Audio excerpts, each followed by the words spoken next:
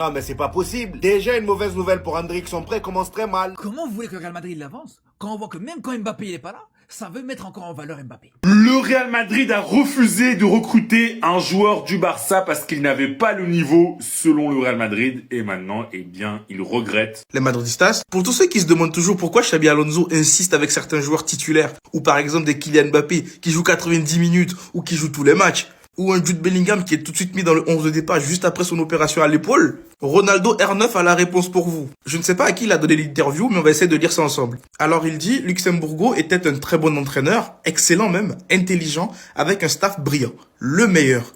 Mais il avait un problème de gestion humaine. Au final, il a été licencié du Real Madrid parce qu'il me sortait à chaque match. En parenthèse, rire. Florentino Pérez est allé le voir et lui a dit, tu sais que tous ces gens viennent au stade pour voir R9 et tu le sors. L'entraîneur lui a répondu, président, avec tout le respect, je suis l'entraîneur et c'est ma décision. Et Florentino Pérez qui lui répond, parfait, maintenant va au service RH.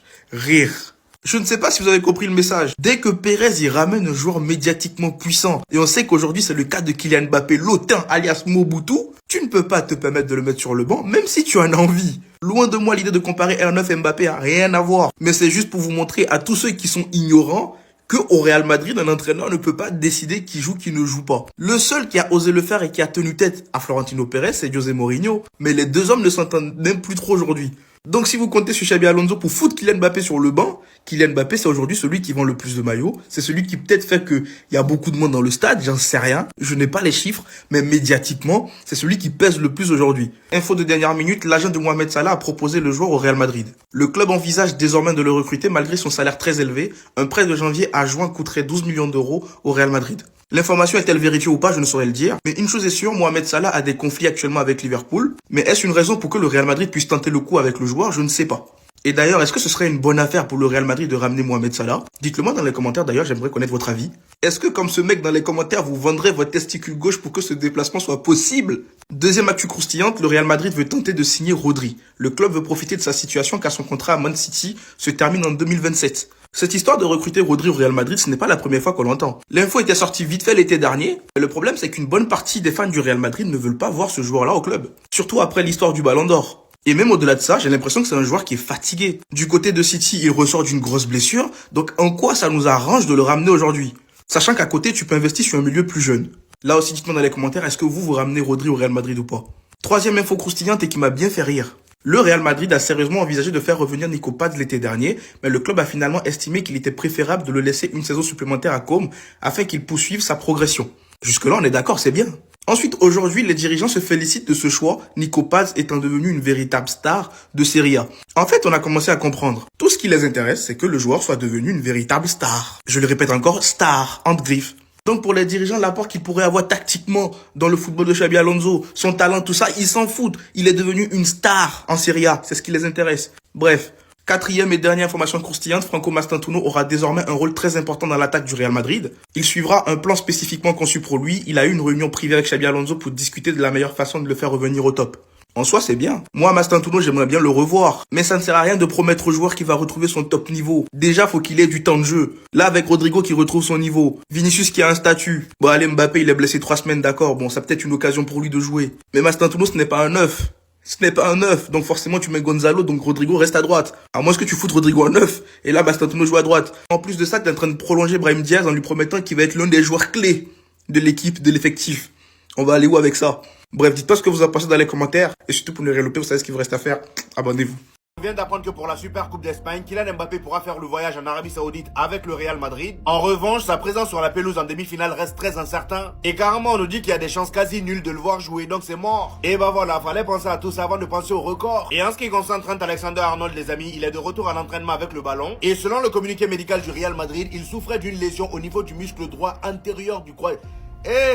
Il souffrait d'une phrase, c'est mieux, on continue, on n'a pas le temps. C'est ça le problème quand t'es H24 blessé, on sait même plus de quoi t'es blessé. Regardez-moi le nom de la blessure vous-même. Finalement, il est blessé à quoi? Dans le même nom, on a lésion, on a muscle, on a droit, antérieur, quadriceps, jambe, gauche. Il est blessé où?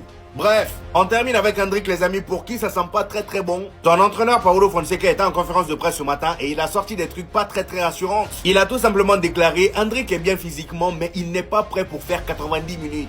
Comment ça? Comment ça, il n'est pas prêt à vous faire 90 minutes? Il attendait que ça. Si, il s'est déplacé, c'est pour ça. Il enchaîne en disant, il a fait de bons entraînements, il est motivé, je le trouve très bien. Il a commencé les entraînements cette semaine. L'adaptation se passe très bien. Et à la fin, il a confirmé qu'Hendrick sera pas dans le groupe pour l'AS Monaco. Ça commence. Dès là, je me dis qu'en fait, le Real Madrid a très bien fait de mettre une clause dans le contrat qui les oblige à le faire jouer un certain nombre de matchs. Et s'ils le font pas, ils payeront une indemnité. Parce que je rappelle qu'Hendrick vient seulement pour 6 mois. Est-ce que l'entraîneur va vouloir se focaliser sur lui? Ou est-ce qu'il va favoriser des attaquants qui sont là sur la durée? Que là, Mbappé, il est absent, pas de problème. À la place de mettre Bellingham en faux neuf, ce qu'attendent les supporters du Real Madrid depuis plusieurs semaines, voire depuis plusieurs mois, la possibilité de mettre j'allais dire un vrai neuf, mais en tout cas un neuf de surface qui peut servir de point de fixation dans la défense adverse, ça va mettre un neuf comme Rodrigo, qui n'est pas un vrai neuf, qui n'est pas un neuf comme je vous disais, voilà, qui peut être ce point de fixation là, mais qui sera un neuf qui peut plus se rapprocher du style d'Mbappé dans la capacité à faire les appels dans le dos de la défense. Mais là, pour le coup, ça, Rodrigo, on sait très bien que là, il le fera jamais aussi bien qu'Mbappé. Par contre, tu mets Bellingham en faux neuf, je suis persuadé qu'il peut te faire des très grandes choses. Il peut te faire des très très belles choses. Il peut te faire un gros match référence contre l'Atlético, là où Mbappé, depuis qu'il est arrivé au Real Madrid, il a eu du mal à avoir un match référence contre l'Atlético. Et ça, c'est une réalité pour le coup. Ça, c'est une vraie réalité. Donc, si tu mets un Bellingham en faux neuf, ça pourrait remettre en question cette possibilité de garder Mbappé en neuf dans les gros matchs. Ça pourrait te ramener à la possibilité de refaire passer Mbappé sur le côté gauche.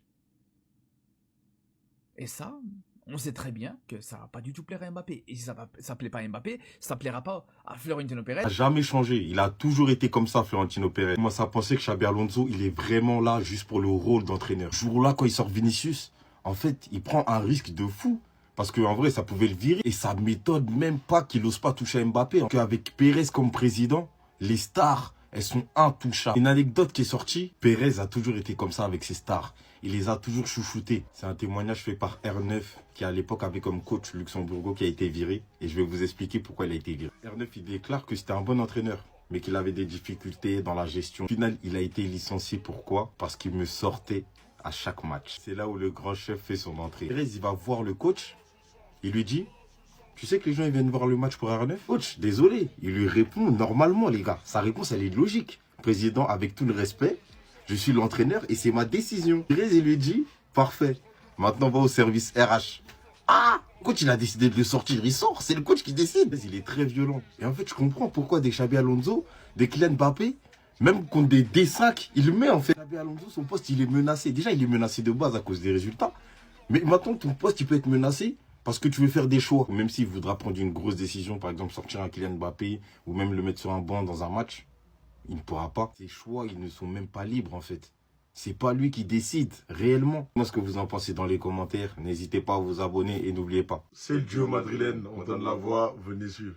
Vinicius Junior doit se réveiller en 2026, tout comme Rodrigo qui doit confirmer ses bonnes prestations de fin 2025 en l'absence de Kylian Mbappé blessé 3 semaines. Mbappé va rater la Supercoupe d'Espagne, c'est à Vinicius et Rodrigo de montrer leur leadership, pourquoi on leur a fait confiance pendant des années, pourquoi ils doivent sauver leur place aussi parce que Vini est en fin de contrat en 2027 et donc sur 2026, s'il prolonge pas avec ses prestations, du moins ses prétentions salariales beaucoup trop élevées, il risque de dégager et Rodrigo, s'il retrouve pas son niveau sur la durée et pas que sur 3-4 matchs, il peut dégager lui aussi. Donc on a 2 joueurs brésiliens qui ont rapporté des trophées au Real Madrid sans Benzema et avec Benzema par exemple, qui ont eu la confiance, qui ont brillé, qui ont explosé.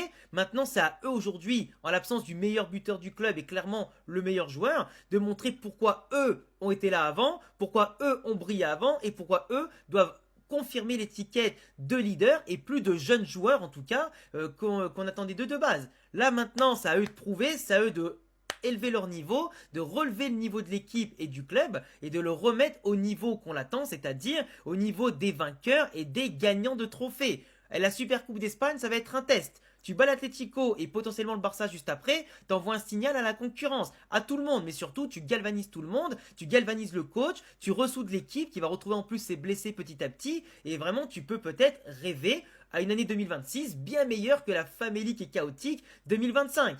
Et clairement, c'est ce qui nous a manqué l'an dernier. Remporter les matchs importants comme la finale de Coupe et de Supercoupe, on a été balayé par le Barça, parce que pourtant, ça aurait pu peut-être totalement sauver la saison et la faire basculer dans une autre dimension. Enfin bref, je compte vraiment sur Vini et Rodrigo, en l'absence de Kylian, pour se montrer décisif, exemplaire et surtout important. Et puis dis-moi en commentaire ce que t'en penses. Et n'hésite pas à t'abonner. Le Real Madrid a refusé de recruter un joueur du Barça parce qu'il n'avait pas le niveau selon le Real Madrid. Et maintenant, eh bien, il regrette. On va voir ça tout de suite. Encore une information assez intéressante que je suis allé dénicher dans les médias espagnols et qui va vous intéresser. Et effectivement, il y a quelques années, le Real Madrid a eu la possibilité de recruter un joueur qui aujourd'hui joue au Barça et est très bon au Barça. Mais à l'époque, le Real Madrid a refusé de le recruter car il n'était pas au niveau selon la direction. Et ce joueur, est-ce que vous le reconnaissez? Voilà, avec le maillot de Las Palmas, et c'est bien Pedri. En 2019, le Real Madrid a eu la possibilité de recruter Pedri et le Real Madrid a finalement dit non. Je vous mets la source, c'est Pepe Mel qui était le coach de Las Palmas à l'époque qui l'a expliqué. J'ai parlé de Pedri avec Butragueño, donc Butragueño qui est un dirigeant du Real Madrid, et il m'a dit que ce n'était pas un joueur du niveau du Real Madrid. Donc le Real Madrid a recalé Pedri tout simplement parce que le Real Madrid pensait à l'époque qu'il n'était pas un joueur avec le niveau, en tout cas avec le potentiel pour s'imposer au Real Madrid. Et le Barça en a profité et le Barça a recruté Pedri en 2019. Il est resté une saison en plus à Las Palmas et il est arrivé au Barça en 2020. Et la suite, eh bien, vous la connaissez. Donc voilà, Pedri aurait tout à fait pu jouer au Real Madrid et quand on voit l'état du milieu de terrain actuel du Real Madrid, on peut se dire que c'est quand même dommage. Donc voilà, si t'es fan du Real Madrid, dis-moi en commentaire, est-ce que tu aurais aimé avoir Pedri dans ton équipe, oui ou non? Et si tu veux être au courant de toute l'actu de la Liga, je t'invite à t'abonner.